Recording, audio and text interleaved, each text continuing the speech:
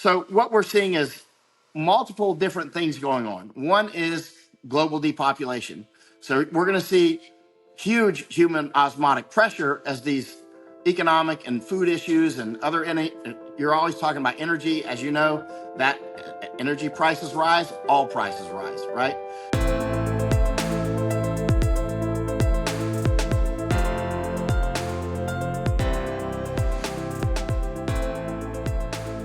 Hello and welcome everybody to this Off the Cuff. I am Chris Martinson of Peak Prosperity. Today, very, very special guest, Michael Yon, who really needs no introduction, but we probably should. He is a very decorated war correspondent. He's been up front. He's been there. I mean, if there's a front and then there's a front of a front, that's where Michael has done his reporting. And now he's hot on the trail of the migrant issue. Of course, he's been talking with me about it for a long time, brought myself and Brett Weinstein, actually anybody who he thinks can come and shed some light on this, he is willing to bring down. Michael, hey, so good to see you again, and glad to have you on the program. Hey, thanks, Chris. Well, not just anybody I bring. Most people I won't bring. They have to be somebody that can be really special because, time is precious. And obviously, the reason I've been asking you and Brett Weinstein for so long is because you bring special insight. And I've been watching your videos since you got back, and you didn't disappoint. I mean, you see things through the scientist's eyes that I wanted you to see it. And your analysis has actually been quite helpful for me. And just as I mentioned before, I'm bringing you down there to basically help me with my own knowledge set. And I've also been watching Brett's interview since he left. He was on Tucker, and that must have had 12 million views so far. And that's also quite worth watching. So now I'm about to go down with Epoch Times as well. And I've been asking them to go for a long time as well because they specialize in China, right? And as you know, you've seen the China aspect down there. And so I was with Epoch over in Hong Kong and that sort of thing. And we've cooperated quite a lot on things since Hong Kong. And so they're very valuable. But actually, most people that want to go, I'm like, yeah, sorry. I mean, you got to really bring something to the table, and you have. I mean, it's really been amazing what you've gotten out of this. Well, thank you. I'm just trying to frame some simple stuff for people. I've been getting a lot of traction just trying to explain the difference between immigration and migration, because one of the tricks that the progressives, the lefties, the WF try and do is they try and take our words away from us and blur it all up. Oh, are you anti-immigrant? Like, no, that's a different process. That's a thoughtful, careful vetting process. We're talking about the mass movement of unvetted people from point A to point B. And you can't, that's a totally different process, right? So that's what they do is they try and confuse us by taking our words away as they're running whatever programs they're running. But they think migration, in their own words, from their own documents, Amy Pope, all that, migration is always a good thing. It's a force for positive. Yeah, I saw your video on that where you were breaking it down. I've been through this word issue over and over and over in different wars and conflicts. Yeah. For instance, in the Civil War in Iraq, or let's say the Iraq War, when I first got there in 2004, by January of 2005, I got there in December of 2004. And by January of 2005, I said, wow, there's actually a Civil War component, right? It's not just a Civil War. Often when you're in a war, there's multiple wars going on, actually, which is not, it's like, you're a doctor. Somebody can have more than one disease, right? you can have multiple wars going on, right? And wars within wars, they're like nested, right? And one component of the Iraq War, in some parts of Iraq, they were in civil war. In other parts, there was no civil war. It depended on where you were. But it was politically inexpedient, certainly in 2005, to say anything was a civil war because the Bush administration thought it would cause everybody to punch out. And so, to not be interested. But from my perspective, you need to call it exactly as it is because look, you're a doctor. You want to call something a fever when it's really cancer. You know what I mean? You have to treat it, and you can't just push it off because it's going to get you, right? And that civil war. So in January and certainly by February, I was starting to call it a civil war of 2005, and that was very politically heated. So people were like with the immigrant versus migration word versus invasion, illegal alien or whatever. The same thing happened with that word Civil War, and people were looking up, well, according to Webster's, blah blah blah blah, and you had these analysts and whatnot. I'm like, whatever your dictionary says, let me tell you what's going on here. It is a civil war, and I've seen all the definitions from 8 different dictionaries and the encyclopedia and all that, and I'm telling you, it's a civil war. Skip the bullshit, right? I mean, but only in parts of it, because then they could also cherry pick and say, well, there's no civil war here, like in Anbar province, there was no civil war. But in Diyala province, there was, right? And in Mosul, it's kind of mixed. So, I mean, it depends, depending on where you're at in different parts of Iraq. What I'm getting to is I stuck to that. And about a year and a half later, that's when people came around and said, yeah, it's a civil war. And I'm like, okay, now you're finally calling the fire department to treat it as a civil war after it's really grown out of all proportion. You got to call it what it is as early as possible, as early as you can diagnose it. Well, you talk about this all the time, early diagnosis and treatment, right? I mean, that's when I first Yep. started following you way back when, right? Early diagnosis and treatment. I mean, if you can do it, if you can get right off the bat, usually the huge problem, if you have a small kitchen fire, but you squirt that thing out, it's nobody even knows about it except when they come home and smell it. But it's the same way now with what's going on. People are niggling over the words, and we're in a war. I mean, this is a clear invasion. I'm way beyond migration and immigration. Now, obviously, with it, I've heard you talk about this very accurately, and Brett as well, that some of the people clearly are just migrating. I mean, but they are, there are some people that are, for whatever reason, the normal human osmotic pressure for economic reasons or whatever, right? There literally there are some people that really are running from persecution, right? And in some cases, prosecution, especially a lot of the gangsters. But the but the but the but the vast majority at this point is a weaponized migration, and some of the people are clearly invading intentionally. Like you've met some of the Chinese at China camp, obviously called San Vicente camp down there, and you saw their behavior, which is getting increasingly like that. It's like 2 years ago they were more friendly. Now it's like they're more hardcore now, and sometimes they're quite aggressive and threatening. I'm talking about the Chinese, and also many of the Assyrians, many of the Haitians can be quite threatening. Yeah. So let's start at the beginning. When did you first realize? When did you first get onto this story about this migration pattern? When was that? And how did that come about? Well, rewind the tapes to I'm a war correspondent, so I pay attention to food issues, energy issues. I pay attention to the economies. Like one of my friends is an analyst. We've driven all over the world together. He's like, there you go, taking photos of gas stations again. I'm always, gas prices. I'm always watching the same stuff you always talk about. That's one of the reasons I started following you. Because you're analyzing on a higher level the things that I look at as a war correspondent. It's not all shootouts. It's other stuff, right? And so I've watched migration and weaponized migration for I don't know when I started, and so at some gray period in my background, and I've been cognizant of it, and so when Biden was installed, I was in Washington for the inauguration, not invited, so there was fences all over Washington. It was amazing how much it was many miles. I have no idea.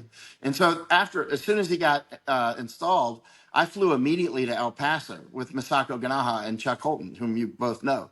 And so we flew to El Paso, and immediately because we suspected they would start to flood the border. So then we flew down to Colombia to Darien, and then to Wait, Panama to Darien. how did you know immediately they were going to start flooding the border, even back then, though? Just keeping finger on the pulse. And also the thing I keep talking about is the paradigm, right? And for instance, I've been working since I'm a teenager on developing paradigms that are predictive. I think I got it from Feynman actually, because I used to be just a physics nut, man. I was addicted to physics. When I started as a little kid, I started going into chemistry, and then I thought, no. I was always looking for the deeper truth. And then I transitioned over to physics, because I always thought that's where you can find the rules that govern the universe, which Now I think I was wrong on that, but yeah, but for about 10 years I was just hardcore physics, man, and there was no YouTube back then, so I would be reading Feynman and reading, all the big physicists. I was reading about relativity when I'm like 13 or 14, you know what I mean? So Mm-hmm. quantum physics 15, So I mean, it's like, so all this stuff is like it's part of my thinking structure on how I think. I think very scientifically because those were my mentors from afar, right? And one of the things, I think it was Feynman, he used to talk about, developing theories and whatnot, and you have to test them, of course. And if they don't work, then you either have to, keep something's wrong. Never get attached to it, right? And you get attached to your dogs, but never get attached to your theories, right? It's like, Mm-hmm. and if it's wrong, you either have to rework it, something's wrong with it, or throw the whole thing out, right? And Right, so, right. over a period of time, I've been through so many throw the whole things out, and now this paradigm that I've developed for what's happening now, whether or not it's actually based on the truth, I don't know, but it's become highly predictive, right? It's like, for instance, the difference between Newtonian and Einsteinian physics, right? Let's say the mathematics that describes gravity, right? I mean, the calculus that Newton developed is good for, like, dropping apples and things like that, or even launching rockets. But it's not good for making particle accelerators, right? Because now you're going relativistic speeds and I mean, it's like, so Mm-hmm. it's a different.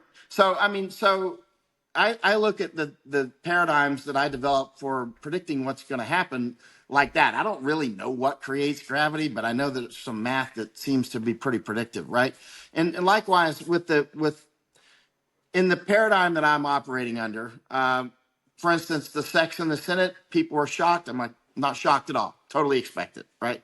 I'm not saying I predicted that, but I mean, but for instance, BASF and Nord Stream. Before Nord Stream was interrupted, I was in BASF twice with Masako. And the second time we were there, I asked that somebody, BASF, the biggest chemical company in the world, over in Ludwigshafen, Germany, they have a 10 square kilometer plant, right? They opened their Mm-hmm. nitrogenous fertilizer production there in 1914. Actually, the same year they opened the Panama Canal, right? And so, two different countries, obviously, but all two of them very important for the entire world, right? And so, and when we were in Ludwigshafen at BASF, I asked the person giving us the tour, what happens if Nord Stream gets interrupted? Now, this was before it was interrupted, right? And because in my paradigm, something probably would happen to it. I don't know, but I bought an extra iPad that I just kept beside me. There was a website that you could watch the flows through Nord Stream, and it would give you like minute by minute updates. And I would just, as I'm working, I'd be like, Nord Stream's still flowing. Oh, it's decreased a little bit. It's up again. Russia's cut it off for a while, whatever. And finally, it went to zero. And I was like, oh, interesting. So I was messaging people that I know. I'm like, did something just happen to Nord Stream? Some hours later, you see it bubbling up. And I'm like, wow, something did happen to Nord Stream. But, a lot of people are like, well, maybe a ship dropped its anchor. I'm like, maybe, but I don't think so, and then last year but what does Nord Stream affect? It affects a lot of things. It's a multi-purpose target, right? I mean, first of all, it cuts Russia from Germany, and it does a lot of things. But also the nitrogenous. And the reason I was at BASF, they get a lot of their natural gas from Nord Stream, right? And you need that hydrogen to combine with the nitrogen we're breathing to create ammonia, nitrogenous fertilizers, right? So this is a big deal, right? And now last March, I left Panama and I went over to Netherlands for the Dutch elections in March. And while I was there, I went up to Groningen, which is the biggest gas fields in Europe. So it's in northern Netherlands, little Netherlands. So I went up there and I was talking with farmers and stuff, and they were doing a huge information campaign about these micro earthquakes that are created when you pump the nitro gas out. It causes these sort of tremors and it cracks people's foundations and whatnot. But they focus the camera on those and get everybody riled up. And so I was publishing, I think they're going to close Groningen, right? And so that was March and before, actually. Remember, I had already suspected it, or I wouldn't have gone there last March. And Mm-hmm. sure enough, maybe, I don't know, 5 or 6 months ago now, they closed it, right? You can find online. That's the biggest gas field in Europe, right? So why did I suspect they would close Groningen? Why did I suspect Nord Stream would get interrupted or that Darien Gap would become a major corridor? Because it fits the paradigm, right? And anytime if you're developing a paradigm, it has to meet two criteria. One is you should not be surprised. If anytime you feel the emotion of surprise, I don't mean again, not the kind of surprise when you wake up and there's a snake in your bed, but I mean the type of surprise where like, wow, I didn't expect that. I can't believe they did that. That means your paradigm is off, right? So go ahead and anytime you feel that emotion of surprise, recalculate, your GPS, right? You took the wrong exit, and so Yep. recalculate. So do what Feynman would do. Hey, your hypothesis, your view of the world is off somehow. So keep adjusting it or throw the whole thing out sometimes until you have a working model that's predictive. And you can do it. You can do that on a lot of things, right? And so eventually you get to the point where I'm like, I think they're going to open Darien Gap. It was already open. It was like an ant trail more at the time. But I was publishing just within like a month of Biden being installed that I think this is going to become a major corridor. So I started putting a lot of effort there. So I would go back to Panama, off to Netherlands, off to Japan, off to wherever, Italy, Greece, Morocco, Lithuania. I was in Lithuania before the war broke out in Ukraine. Actually, Chuck Holton and I were in Morocco watching Morocco use weaponized migration against Spain because there's these two Spanish city enclaves, which are EU, right? Spain's in the European Union, and they're in Africa, right? These two Spanish cities called Ceuta and Melilla, they're actually in Africa. They're in Morocco, right? They're enclaves on the sea, right? And so they were pushing aliens over the wall. And so Chuck and I were there. We were like out where they were living in the rocks and stuff. It was pretty amazing. And then Chuck noticed up in Poland I forgot the name of the organization, but they reported that that Belarus was pushing aliens to Poland and to Lithuania, right? So I called up a senior officer in the Lithuanian army because I had been with the Lithuanian army in Afghanistan. In fact, they were very helpful to me, and so we've kept in contact ever since, right? And so since I was with them in the war, I have good contact. So I called up Lithuania and I said, "Hey, what's up? I see Belarus is trying to pump you with some migrants here." And they said, "Yeah, we just noticed you're in Morocco. We were about to message you coincidentally." And I said, "Well, I can be there tomorrow." So we flew up there and we immediately got off the airplane, went into meetings with senior governmental people. And I stayed for 5 weeks. They gave me complete access to the camps. I started mapping out the routes by talking with Chechens and others that were coming in. I'm like, how are you getting here? The Africans, how are you getting here? How do the Kurdish people get in here? Yazidis and all these guys. So I'm mapping this out. And, if you'll notice, when I was in Lithuania, if you look at the things I'm publishing, you'll see news reports where Lithuania just closed the border completely. Like I was at a table with all these guys and they're like, well, hey, we know you study this stuff, like they're intel guys and stuff. And they were asking me, what would you do? Would you put them all in one big camp or many smaller camps? I'm like, smaller camps for sure. It's like, and keep the Chechens separate, right? They're like, we already do that actually, because the Chechens reach critical Chechen mass at 6, right? Like, so I went to this one camp and they literally had 6 Chechens. And some of them spoke German, and I speak German, so I was rapping with those guys. They were actually going back to Germany. But so I said, put them in many small camps, keep them divided up, and close the border. I mean, close the border. Nobody gets through, right? Do not let them go to Germany. Don't let them go anywhere. So you'll notice when I'm there, Lithuania announces that they've closed the border, right? And so, I mean, you have to put that friction up. Actually, it's kind of an impossible border to really shut.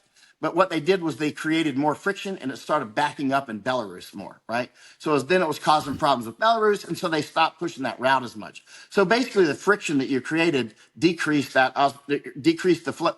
There was no real osmotic pressure there that wasn't being facilitated. They were flying through Turkey, just like Istanbul right now. People fly every day from Africa to Istanbul to Bogota. China, Istanbul, Bogota. All over the Asia to Istanbul, Bogota, right? And then they end up either taking a flight to these other places we could talk in detail about, like there's an island. And anyway, or they go through the Darien Gap. There's many different routes that we didn't have time to talk about when you were in Darien, but we've got capillary maps. So I love it because it is blood flow. A little friction, put a little occlusive clot, not a full embolism, but you just stop the flow and the blood has to go other ways. So, but hold on. Groningen, Nord Stream, Darien Gap. What is this paradigm? Let's paint the paradigm before we get down to the details. What is it? The basis of the paradigm. I'm just. Oh, go ahead, sir. No. It's just I want to know what the map is so that we understand what we're looking at when we see the squiggles on it, right? So this paradigm, what is it that's happening here that connects Groningen, Nord Stream, BASF, Darien Gap? One thing that you've been talking about for a long time now is food issues. We're clearly going into global famines. It's a matter of time. Again, very long flash to bang. So it's, the separation between, Nord Stream and Groningen and all these other nitrogenous fertilizer interruptions and whatnot. The flash to bang is quite long. And as you know, as a farmer yourself, even if you stop getting fertilizer that year, you can still grow a crop the next year and whatnot, but it starts to decrease, right? I flew from, the substrate of this is I'm taking the World Economic Forum at their word. And keep in mind, I watch CCP quite closely as well, Chinese Communist Party. And as I've mentioned to you before, I've written 3 books on Chinese information war. They're only in Japanese. They're not in English because I've been working for years to wake up Japan. Japan is a crucial partner for the United States. So that's why I focus so much on Japan. I focused so much on Thailand before for other related reasons. If you web search my name in Thailand, you'll see me flying around with the prime minister in the little jet and all that sort of stuff, right? So I think we're going into global famines that are manufactured, right? And so, and it's clear that the population reduction is on the way. You've talked about the death jabs a lot. It's very clear. And again, we have to use proper terminology here. These are clearly not experimental vaccines. As you well know, they're not vaccines. And I see no evidence that they're experimental. I mean, that's just a term that they throw out, experimental. I mean, where's the evidence that they're experimental? They could have made these things 20 years ago, right? I mean, they could have been, these could be well-developed weapons. They are clearly being used as weapons. What is a weapon? Anything that you use as a weapon. It's being used as a weapon. And these are very smart people that we're going up against, extremely smart. And of course they would have thought this through. I mean, anyway, but so what we're seeing is multiple different things going on. One is global depopulation. So we're going to see huge human osmotic pressure as these economic and food issues and other, you're always talking about energy. As you know, that energy prices rise, all prices rise, right? And so that creates a lot of human osmotic pressure. The push and the pull of migration, HOP, human osmotic pressure. Look at the Darien corridor. If you wanted to flood the United States with half the planet, I would push them right through that corridor. And notice the bridge that I took you to down in Darien. I'm always down there looking, and one day I saw them breaking ground. And notice they kept that out of the Panamanian press. I was back up in Panama City telling, hey, what's up with that bridge down there? And government officials are like, what bridge? There's no bridge being built in Darien. I'm like, you see that mud on my boots? I was just at the bridge. Before I took you guys down there, it was one rainy day. It was all slippery, muddy. I was down there and I'm like, they're clearly building a substantial bridge, which you've now seen. Mm-hmm. This will clearly bridge with Colombia, right? Now you see the Chinese have published a book about the Belt and Road Initiative and Panama, right? Which I showed you in English. It came out in Spanish. I've got the English version, which I've read. It has a map going right through Darien. Of course, they're deforesting. They're taking the trees down there, which are probably worth billions of dollars. I mean, some of those trees are literally, now the Indians that you were with, the Embera, they'll sell those trees for like $20 each, except for the cocobola trees, which is about $2,000 per ton, I think. Some of those trees they're like drugs. They're worth a lot more when you make chess pieces out of them, or fine furniture for UAE, people in Dubai or China or whatever. So I mean, there's trees that can be worth $1 million, right? By the time you actually make it into some final product. That jungle down there has got to be worth way up in the billions, right? This is not like worth millions, this is, and it's a beautiful jungle and it's being destroyed. Anyway, back to the paradigm.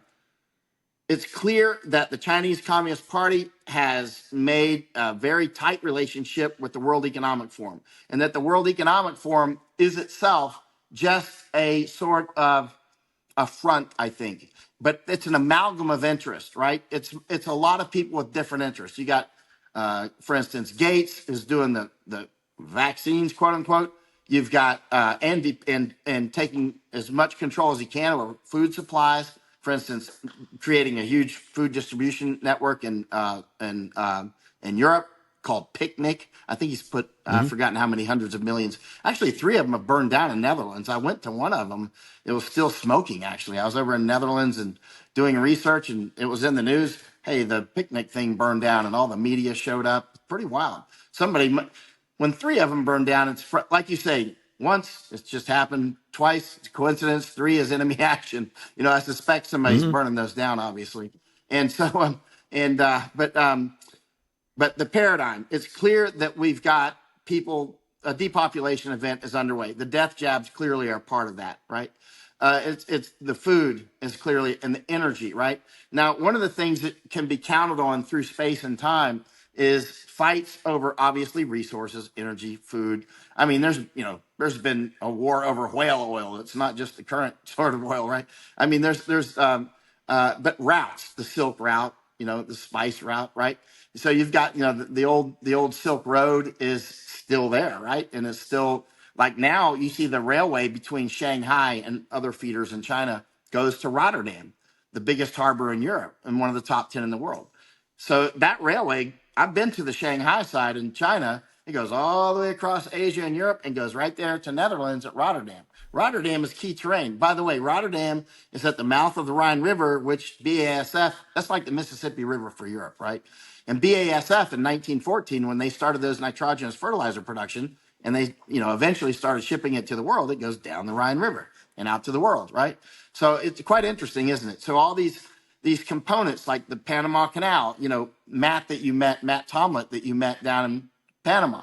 I told him a couple of years ago, I said, as problems accrue with the Panama Canal, keep your eye on the Suez Canal. I think if my paradigm is right, we're gonna have problems with the Suez Canal. And now look, right?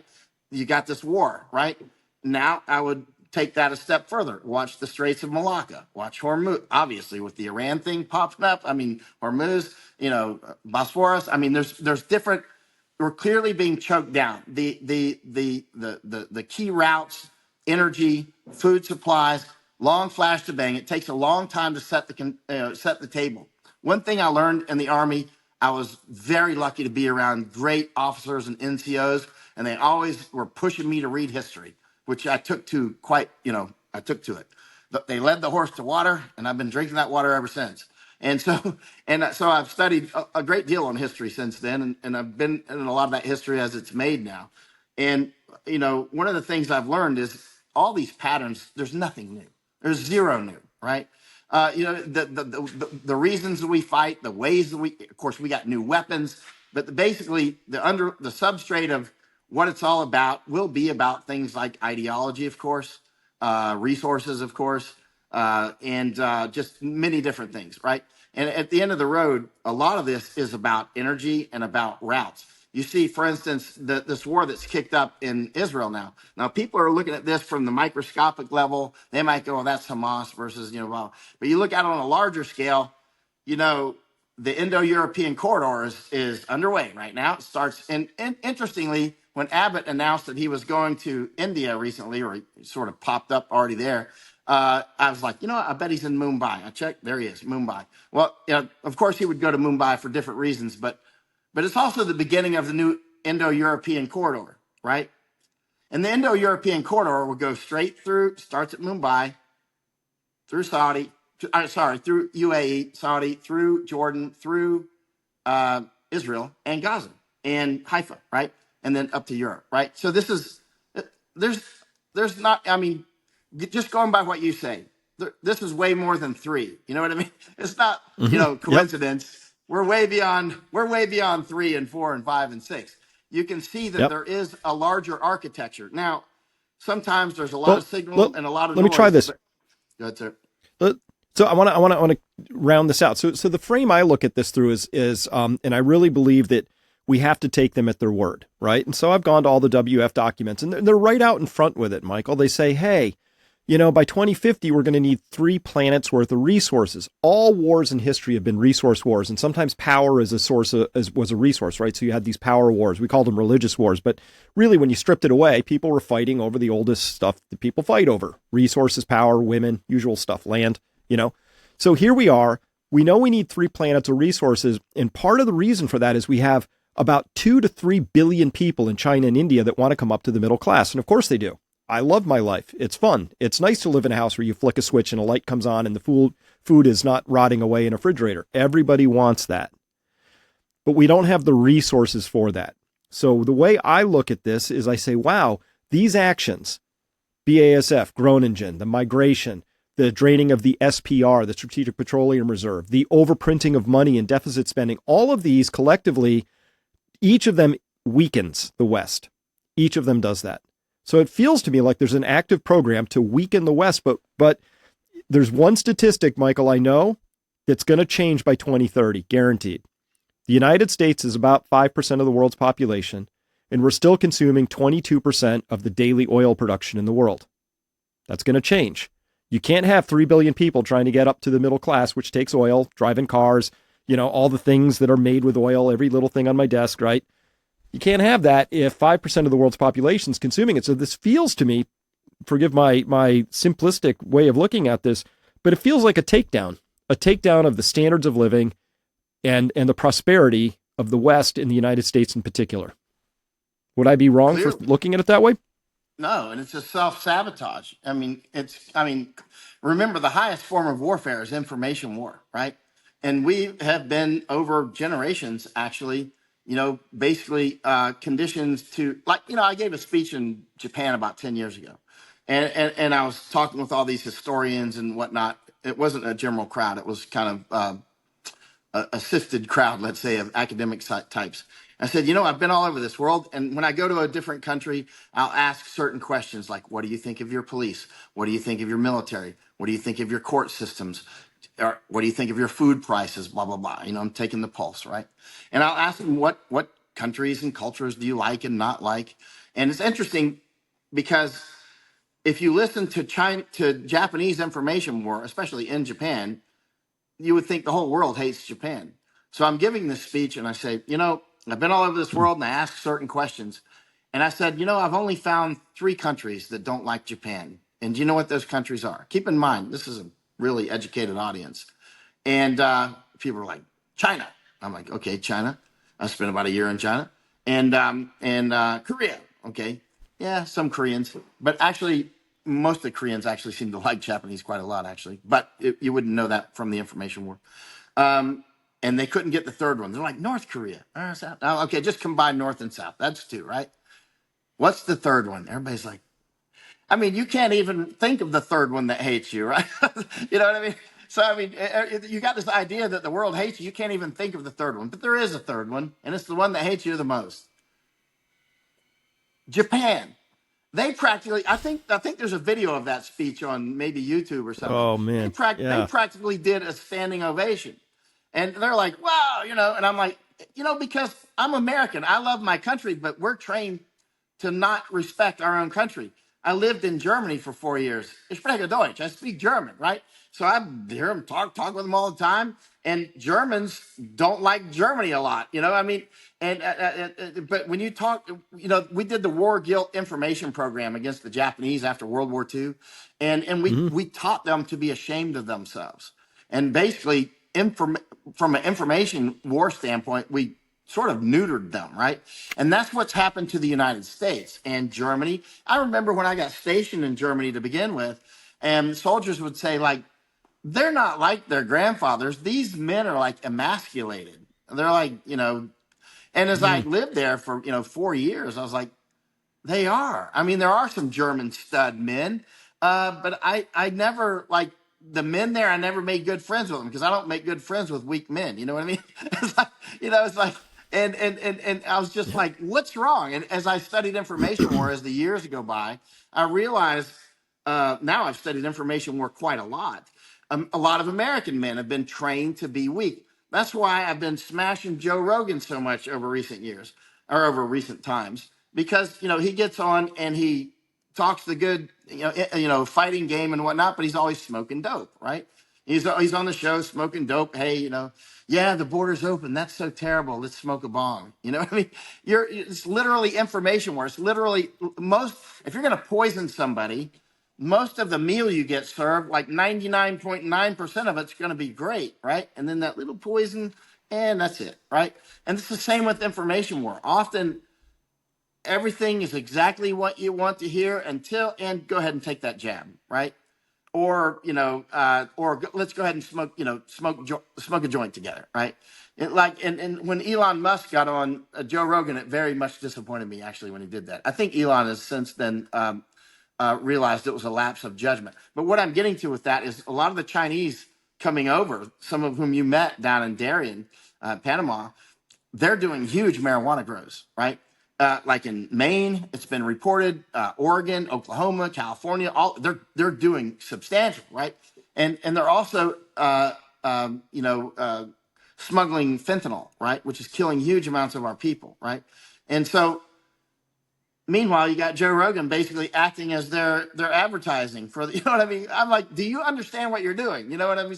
Yeah, I'm not making any. Actually, people get upset when I say this. They'll go, "Oh, you're one of those, boomers who, thinks blah blah blah." And I'm like, no, actually, you're going to get killed. You're going to die. I'm out here with men who have high testosterone, and they will come and they will kill you, and they will take your woman.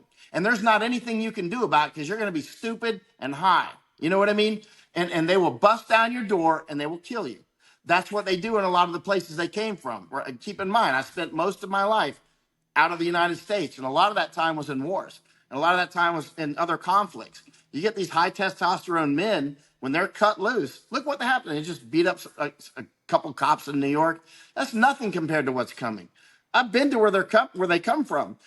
Some fish just don't mix well in the same aquarium, right? But so back to the paradigm. Under the paradigm that I've been developing is quite predictive now.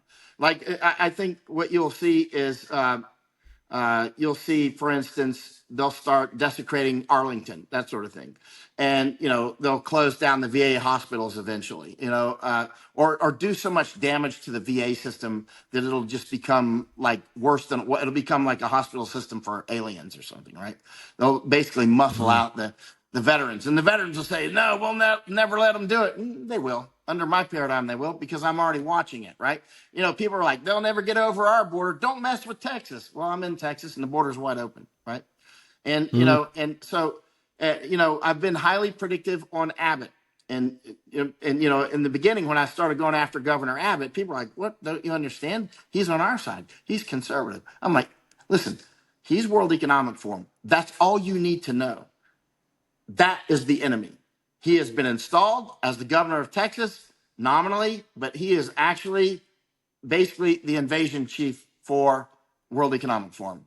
And I mean, he's facilitating the Chinese and everybody else coming through. Now, he could close that border. People say, "Oh, he can't close the border." It's like, okay, go ahead and be quiet because you don't know what you're talking about. He can close the border, right? You can close the border by doing vehicle inspections and putting economic pressure on Mexico, right? Now, taking that one step further, people say, "Yeah, but that'll hurt us too." Yeah, it will, definitely, absolutely. And do it, right? This is a war. We're already being hurt. We're being destroyed, right?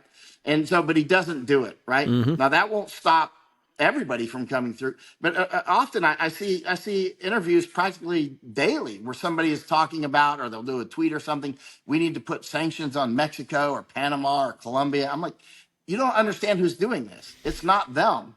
We are doing it. We are, as you already know, I've been watching your program. You totally get it. We are funding IOM. We are funding HIAS and NRC and all these other acronyms people probably can't quite track, but there's at least 250 NGOs and IGOs. They're hard to keep track of, actually. And there's at least more than 60 just in Panama, right? And about 62 or so just in the City of Knowledge, where you were at for several days, right? And so these people, they get the principal funding source is United States, then Germany, and for IOM, the third is Canada, right? So we're actually invading ourselves. And this is information war that created the conditions for this. And again, one of the things I learned as a very young soldier is often when it comes time to the actual fighting, it's almost a foregone conclusion before you even start. If you are competently led and resourced and with, and everything is done as well as you can do it, which, there'll always be some sloppiness in war. But the wars can be the battles can be almost a foregone conclusion if you've set the table, right? If you've set conditions for your success. And what's happening right now in my paradigm, my working paradigm, is that the food conditions are being set for global famines, right? Conditions are being set for civil war in the United States. That's why I returned to the United States in late 2020. I think it was August. That was when I'd already been watching your show for several months at that point. And I'm like, you know what? The United States is actually, I can clearly see it's going into civil war. And that's why I returned from Asia, actually.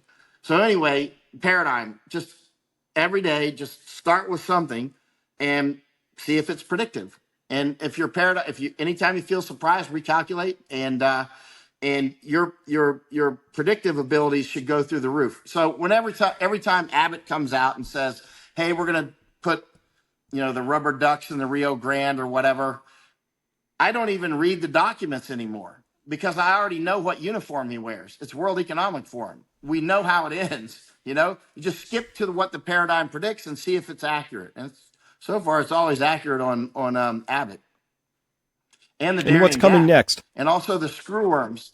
And the screwworms. Remember the screwworms I was talking about in Panama? I've been talking about the screwworms for 2 or 3 years now. This is an actual pest we're talking about now. So this is an agricultural disaster if you get these things. So what is a screwworm? Just so people know.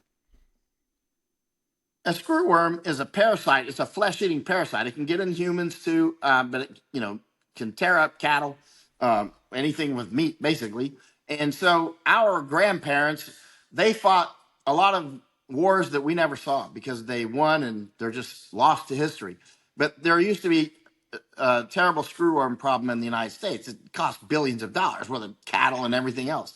So our grandparents fought those screwworms and pushed them out down into Mexico, down through Central America, down through Panama, and the front line is the Darien Gap, right? So the USDA has this screwworm program. They irradiate billions of flies, and then they crop dust those flies over the Darien Gap. So that's another reason why the Darien Gap is very important. It's also the front line against screwworms, right? And other things, right? And so I started looking into screwworms maybe, I don't know, 3 years ago, maybe something like that. And I was like, you know what? If the paradigm is right, those screwworms will end up back in the United States because the USDA is clearly captured. And when I reached out to USDA in Panama, they were cagey, and because I wanted to come interview them. Of course, I was, vanilla in my request. But I've dealt with so many governments around the world. When there's a certain response and the way it comes, you're like, they're hiding something, right? I've been doing this too long. This nose is good, And I'm like, and as soon as their response, I started telling I told Matt Tomlin, and a few other people, I'm like, we're going to have a screwworm problem. There's something going on here. They're covering it up. And I can smell it. And it's got the odors in the room. And so, as you know, just about, 2 days ago now, or a day and a half ago, there was an article of a screwworm outbreak. Where was it? El Salvador, right? They're moving north. I always pay attention to veterinarians. Todd Bensman and I, Todd's an author and a former Intel guy, very smart guy to listen to, actually. We were briefing some bigwig Texans last year, right? And, oh gosh, Todd's a good guy to have on your show, by the way. Anyway, I should just cut it off there and let you, if you haven't specific, because I'll run off all day. So not just the screwworm, though, and this could be an agricultural disaster, but you've been talking for a while about, and now we've been seeing the headlines, tuberculosis is back in the United States, yellow fever is maybe going to make. So if your paradigm is right, all these diseases are going to follow this migration, but it's part of it, like that could happen, but we would have active programs to intercept, interdict, and maybe treat and somehow squat, but that's not happening, right? Like I read about oh gosh, tuberculosis is somehow magically in the United States. And I read these articles, like, how do they not know where this came from? That's the easiest, most basic journalistic trail to follow. That's not like a trail of breadcrumbs. That's a set of loaves that heads in a certain direction. I mean, this is easy. And I have Yeah. nobody And connects actually, those dots, which means they don't want to, right? So that's part of the paradigm. yeah, and actually, I've been predicting the tuberculosis in like 100 interviews for a long time. And finally, people are like, wow, how did you know that? And I'm like, because millions of people are coming into the United States from places like Pakistan and Afghanistan. This isn't rocket science. You know what I mean? It's like, if big sparks land on you. Hey, here's Doc Chambers, by the way, Green Beret doctor. Right? And Chris Martinson. Well, you probably know each other. But Hey, Doc, this good is to a see you. retired Green Beret doctor. We're often on the border. You were talking about tuberculosis. We had 17,000 Haitians show up in Del Rio last year, the doctor for the Department of Homeland Security showed up and said, "We're not really worried so much about the COVID. We're more worried about the tuberculosis." Straight up. So it's on their radar, though. Yeah. Tuberculosis, man. Yep. It is on the radar.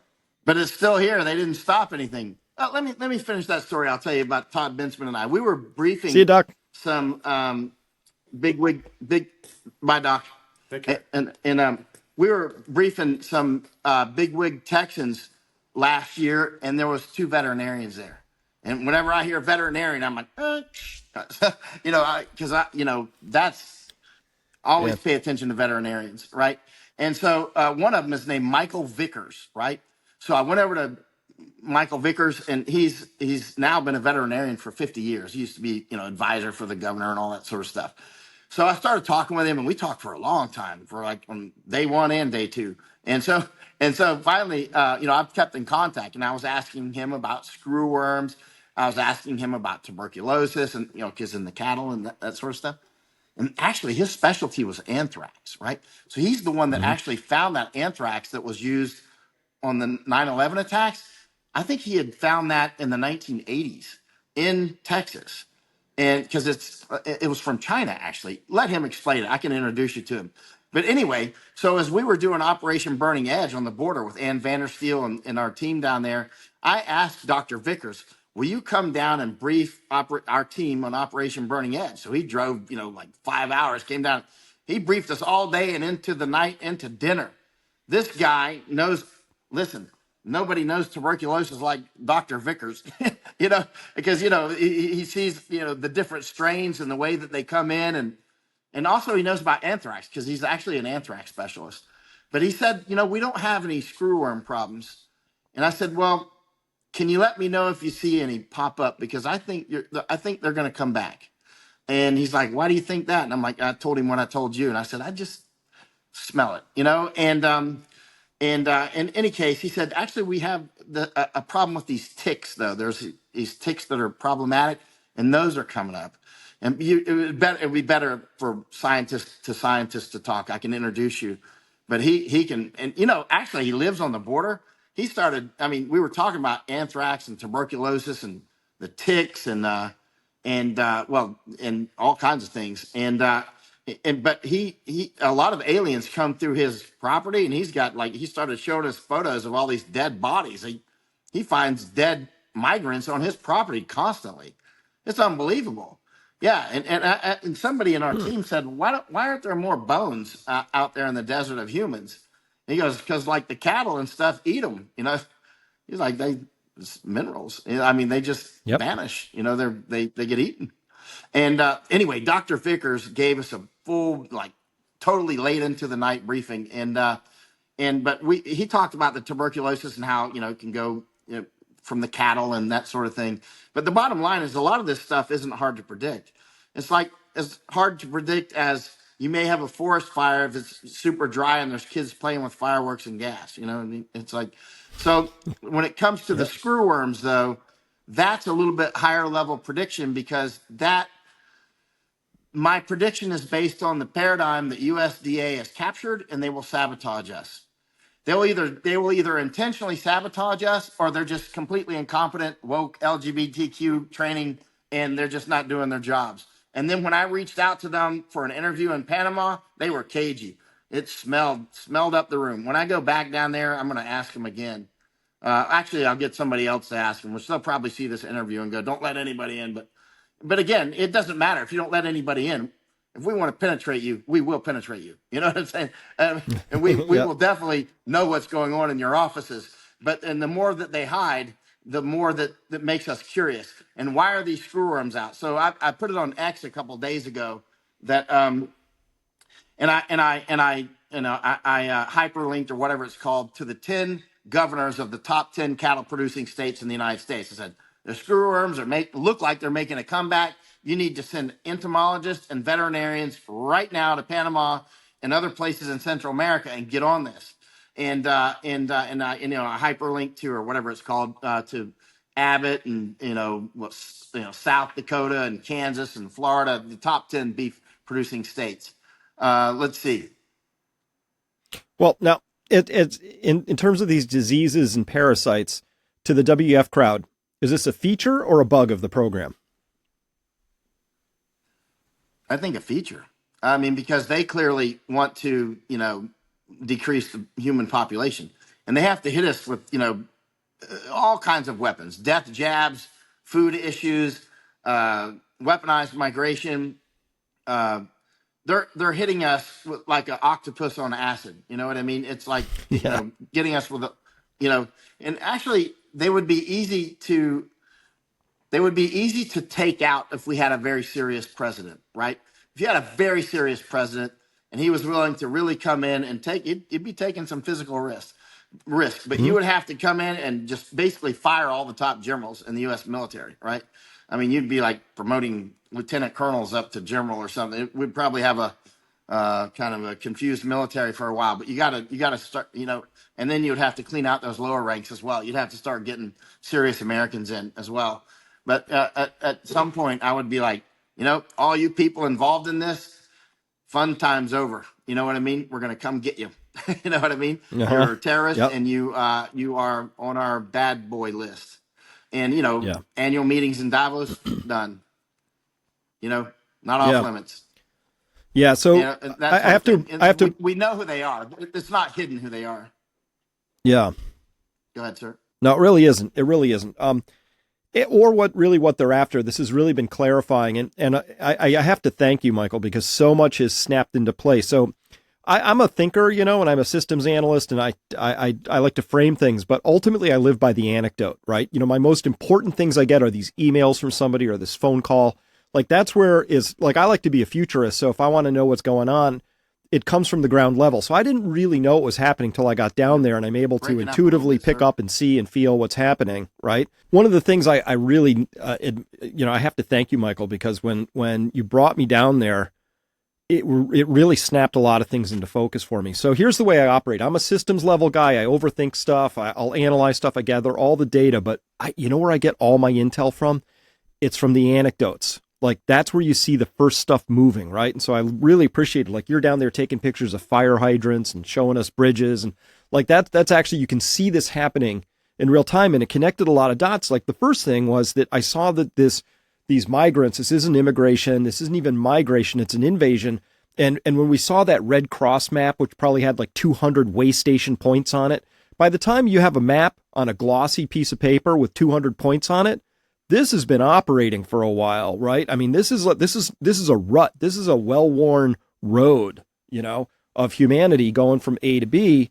And so when I saw that, I realized, okay, this is it. But this is one of many attack vectors, right? So attack vector 1, drain their energy resources in their SPR, take out their Nord Stream pipeline. Attack vector 2, take down their ability to make nitrogenous fertilizers so that over time they can make less and less food. Attack vector 3, overprint their money and just go like crazy and just weaken their money system. Attack vector 4, flood them with people who don't share their culture and who are going to need a lot of resources, who are going to ultimately, be a drain before they're a positive in a country, right? All of that.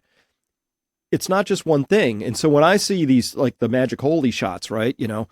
These things, like, they take down our, particularly the more of them you get, obviously the worse your immune system gets. So it's a direct attack vector. But more than that, it was the people who had to convince themselves that they were doing the right thing and taking the right thing. Like this was a bioweapon for the cognitive assault, right? By the time you've gotten somebody to compromise their integrity, you've gotten a doctor, a pediatrician, an OBGYN to give these shots to pregnant women, to children. They're so compromised. Like, I don't know how they ethically dig themselves back out of that hole again to realize and admit to themselves, maybe they were a participant in something that wasn't so good, historically speaking, right? To be kind about it. So I look at all of that, and what you did for me was frame up too that this is the information war, that this is where the war begins and often is won before any skirmishes are fought. And this is where I started to see what we were really up against. And this isn't something that arose with Biden. This has been many decades in the making, and maybe it goes back to Rockefellers, who knows, right? But it's a thing, and I think people are waking up to that. And so I got to thank you for bringing me down and opening my eyes, because it crisped into focus all of a sudden for me. Yeah, it's quite interesting.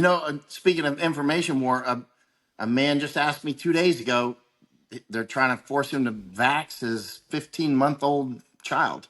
And he was asking me, what doctor could he talk with? I said, follow Chris Martinson. I sent him your website. I'm like, don't, whatever you do, even if you have to run off into the woods and live with your baby, do not put that needle in it. And by the way, what's interesting on information war is often anytime you feel like an answer comes out of you reflexively, you need to examine that. Like, for instance, if I say, for instance, if I say CNN is so terrible and corrupted, nobody should ever watch CNN. Now, if somebody then goes, "Oh, you like Fox?" See, that's a reflexive answer, right? That's an answer that's been supplied to you. And that's like, no, actually, I don't like Fox, and I don't watch them either, right? And so, I mean, they're part of the same ecosystem ultimately, right? It's the same thing, right? So, but anytime you feel like, Coca-Cola, blah blah blah, is the finest soft drink, you think Pepsi, right? So the Coke versus Pepsi, competition makes you think only in terms of Coke and Pepsi, or Ford and Chevy, right? So then you start, if you're fighting over these two, of course, the shareholders are probably the same people, right? You're fighting over, is it going to be Coke or Pepsi? It doesn't matter. Shareholders are probably the same anyway. And, but you're not thinking about anything else. You're not thinking about milk or water, right?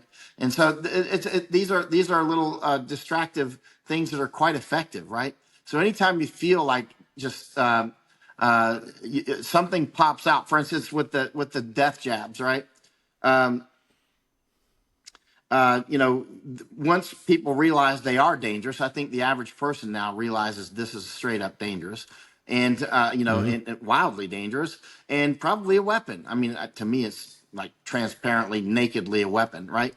But now I'm on this group with a bunch of scientists, like physicists and whatnot. I'm on some interesting chat groups, and I'm usually like the odd guy out. Like, I'm on this one group with Orthodox Jews, and I'm the only goy, and it's pretty wild. So I learn a lot being like, and so this group of scientists, they were going off about the jabs last year or so, and I said, I'm never going to take another one, period, because the idea came up, well, this is hurting, real vaccination programs. And so when I say I'm never going to take another one anyway, and a lot of people watching this now might think, well, that means you would not take the measles vaccine. Notice people kept saying measles, right? So you started seeing people say measles, measles, measles. So you wouldn't take the measles vaccine, which has, R naught of 14 or 17 or whatever measles is, right? I mean, it's a really, it really gets out there, right? And but notice so many people said measles, and that was clearly, that answer was put into the blood flow, right? When you talk information is almost like all these tributaries that come in from the mountains, and if you want to poison that stream, you don't have to poison the main river. You just poison it up there somewhere, and it gets out there. Measles, measles, measles. And I said to him, I said, I'm the least educated person on this chat. Again, I don't even know why I'm on it, but why would you take something that comes from the same people that make the obvious weapon? Yeah, but that's a measles. I'm like, that's a label is what it is. You're saying because it says measles on it, I should take, well, that's good. They killed me. They tried to kill me with this one, but this is going to save me from measles, right? According to the paradigm, those pharma guys are completely captured. I mean, I don't even know if they're captured. They're just owned. You know what I mean? They are the beast, right? And they're part of something larger, right? And so why would you take something, okay, that guy tried to shoot me, but he's going to serve me a nice meal now. Okay, thanks for the steak. Again, so they get people fighting over whether the measles vaccine is good or not. And you know what's interesting? I read a lot of history, as you know, and I mentioned to you when we were in Darien about this one book that I read on a smallpox vaccine. I think it's from Mm-hmm. 1889. Actually, I got it on this iPad, and it's a really interesting book. I like to read old books because from the old books, the old books are safely removed from now. And if you read that, I think 1889 book on the smallpox vaccine, everything that's happening could have been this morning. Change the names. Same way with the leper colony. I read a book called The Colony about the leper colony in Molokai, Hawaii. They started in 1866. You read about what happened there, could have been this morning. I sat at the table I'm at right now, just a few days ago, and I was talking with a serious Mm-hmm. pharma guy, right? And he was telling me about all this behind the scenes stuff. And I'm like, you know what? All this stuff that you're telling me about what happened behind the scenes during all this, I've read it all, and a lot of old books just changed the names. Robert Koch was like the Fauci of his time. You know what I mean? Mm-hmm. He was the Fauci of the 1890s. He did great work on the postulates of Koch's postulates with serial passage and whatnot, which this is your world we're talking in now. Mm-hmm. But then it comes up to the 1890s, and now we're back to tuberculosis, and he came up with a remedy. There's a good book on this called, predictably, The Remedy. So he comes up with the remedy for tuberculosis, and it turns out that it was he just started cashing in. He ended up running off to Egypt with some 19-year-old girl to avoid everything. But he'd gone from really a great scientist, the Robert Koch Institute for Microbiology type stuff, into basically the Fauci of the 1890s, right? That's the thing one of the things I've noticed, Chris, is in all these old books that I've read, is the patterns are quite clear. Rich people die first in pandemic. It's amazing how quickly the rich people die because they can afford the miracle cures. They can afford to jump the line, right? Over and over and over. It's like, here's the wealthy and the king's dead. Uh-huh. I was flying up from Panama to Mexico a few years ago, and when they were right at the beginning of all the jabs, right? And I was with Masako. We were actually tracking some alien flows. So we were tracking some people that we had tracked through the Gap, and they were from Colombia through the Gap up through. We met them in Colombia, and now they were in Mexico. So we were flying up to interview them in Mexico. And on this flight, there was a Brazilian young woman. Maybe she was a young university student, like young 20s, and her brother, right? And they were sitting beside me, and their English was very good. They were clearly very affluent, and they were flying to the United States just to get the jab and fly straight back to Brazil. And I said, she was a very pretty girl. And I said, you probably won't listen to me because I'm just some old white guy sitting beside you, American, but please don't do it. Don't do that thing. I mean, nothing could go right with it. And actually, I kept in contact with her and her brother, and I think that they did take the jab. But again, they were obviously very wealthy. They were flying up from Brazil just to get the jab and go straight back to the United States. So they had, the wasta, as they would say in the Middle East, the ability just to fly in and fly out. No visa problems, no money problems, go straight back to school. But that's an example of how the wealthy people get knocked in the head during pandemics or fake pandemics, right? They get the miracle cures. And of course, when you got all the money of the king, there will definitely be a miracle cure for you when you're sitting on a pile of gold and you're willing to part with it. Just keep that in mind. Yeah. Well, it was very tragic, but the heir to the Thai throne was killed by the jabs, right? That's right. She took. I happen to know one of her doctors and a good friend of mine, and she had 2 AstraZeneca and 2 Moderna, and I mean, she was, he was there, and she's still a vegetable, and it's obviously problematic because I think anyway, I can't go into much details beyond that, but Right. and obviously that's a problem. It's a problem for Thailand in general because she was, I mean, her. There's nobody that can really take the throne at this point. I flew back from London. I was just over in Ireland with Masako. We were looking at food issues in Ireland and also the migration issues in Ireland, invasion. And we were out there, very interesting. And so we left in Ireland. We were doing the food thing, and we talked with Mary Lou McDonald, the leader of Sinn Féin. What a goofball, man. She's got an IQ of about 80, total left wing, and we were out at a bar with her. I don't drink, but she's doing the Irish thing. And I wanted to talk about food, and she's like, oh, we're doing the equity and equality. And I'm like, this place is lost. So anyway, Masako found a Chinese police station there. We went to that. She published it. Then we went back the next day or so, and they had taken the sign off. This is in Dublin, right? And then we left from there and went over to London, and Masako found another police station. And I don't know how she found this one, but somehow she found it, and Japanese were talking about it. And so we found it. They had no sign. So this is nondescript neighborhood in London. And I was like, this is, So she's like, I think it's this weird place. So I said, well, just push the button and say ni hao. And she did. She, ni hao, hello in Mandarin. And they started rapping to her in Mandarin. It's like, blah, blah, blah. And she's like, oh, she doesn't speak. She's Japanese. She doesn't speak Mandarin.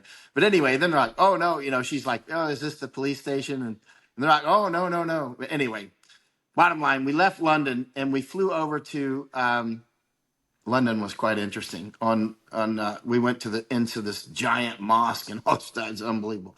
So then we flew to Thailand because I went to see one of the old prime ministers. He's a friend of mine, Mark Abhisit, right? Or his nickname is Mark. So I said, hey, I'm in London. Can I fly over to Bangkok and talk with you about some stuff? So I flew over there, and we're sitting at a table in a coffee shop, and I said, I think we're going to have some food problems, and Thailand can be affected, right? And he goes, oh, because I got an office in Thailand. I've been to every province of Thailand. I'm pretty familiar with it. Like, there's a canal they want to build in the Kra Isthmus, by the way. Very interesting. I mean, I've been down there scouting it out. The Chinese are buying the land, and all. Anyway, it's a whole nother story. But and they're building their train through there as well. And so I said, I think you could end up with a food problem here. And he goes, oh, you know how much food we export? We're the major exporter of rice in Asia and da-da-da-da-da.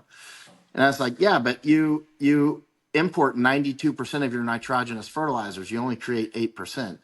And as you know, rice is basically a nitrogen vacuum. So you're basically exporting nitrogen, right?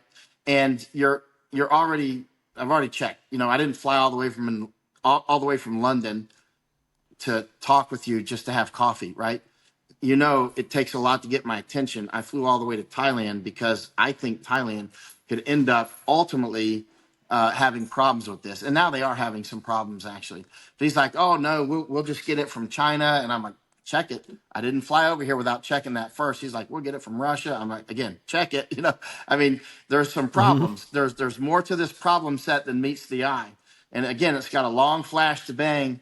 They are still creating a lot of food, a lot of rice. You know what's interesting? In the 1960s, Thailand was having a protein problem, and the king of Thailand back then, King Rama the Ninth, he was a good guy. He's one of the. I'm Scott Irish American. We don't like kings, but I liked him actually. He was really squared away. I go all over Thailand, man. I'm way out in the jungle in some village. They don't even have electricity, and they'll have a picture of the king in that village, not next to the waterfall or something. I'm like, is there any place in Thailand he hasn't been? I'm talking the former king, King Rama the Ninth, right?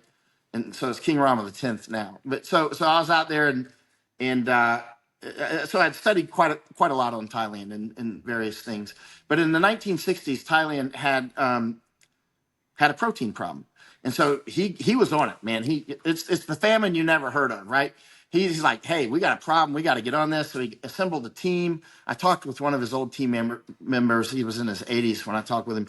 And he's like, yeah, we did all the other things. And but finally, the king reached out to his friend, Crown Prince Akihito in Japan. And he said, so Crown Prince Akihito sent these pra nil, as they call them in Thai language, which is like it's a Nile perch. Yeah. So he sent these fish over to. And he said, look, this is what we've done in famines in Japan. They built fish ponds all over the place. And Masako and I have traveled around Japan studying what Japan has had a lot of famines, right? So they have a lot of ancestral knowledge on famines. So we went over there studying it. They built fish ponds and stuff. So he sent these pra nil, or in Thai language, I forgot what they're called in Japanese, but anyway, he sent these Nile perch over to Thailand. And now when you go around Thailand, you see fish ponds. It looks like the moon, man. There's so many craters. They've dug out fish ponds everywhere. And so they never had a famine because, he saw it coming in advance, right? And that's one thing I've learned in the study of famines. There's always that 1% who actually do see it. Like like the screensaver on my phone, I may have showed you in Panama, is one of those guys, Kinjiro in Japanese. And he was an autodidact. He taught himself everything. His parents got messed up in a big flood. This is the 1700s. And he was one of those guys that saw a famine coming, right? And he saw, for instance, the leaves were coming off the trees early in the year, and he said the eggplants tasted like fall eggplants, but it was only like in the summer eggplant. And he's like, oh, there was all these. I'm sure a lot of the stories lost because we're talking a couple hundred years ago now. But so there's a statue of him in every Japanese school, right? There's even a statue of him in Los Angeles. I found it and went to it actually, but he saw it coming, and he was able to persuade the people around him, like, don't plant rice now, plant millet, because I think we're gonna have, the summer's gonna end soon, and it'll kill your rice and stuff. Anyway, he persuaded. There was a lot of other people died, but nobody in his area died. So after that, all the leaders wanted him to come around and advise them, and he did. So the rest of his life, he would go around and advise and how to do. And there was other people in Japan that did this too. There was some small percent that, I mean, there's that percentage that can see it, but then there's that smaller group that can actually effectively do something and organize people, right? And get people together talking about, like Phil Waldron's one of those guys. I'm literally sitting in a beehive of everybody. Like last night, this room was completely filled with people who are discussing how to raise rabbits and chickens and all kinds of stuff, right? I mean, last night they were talking about financial stuff, but he's basically Kinjiro of Dripping Springs, you know what I'm saying?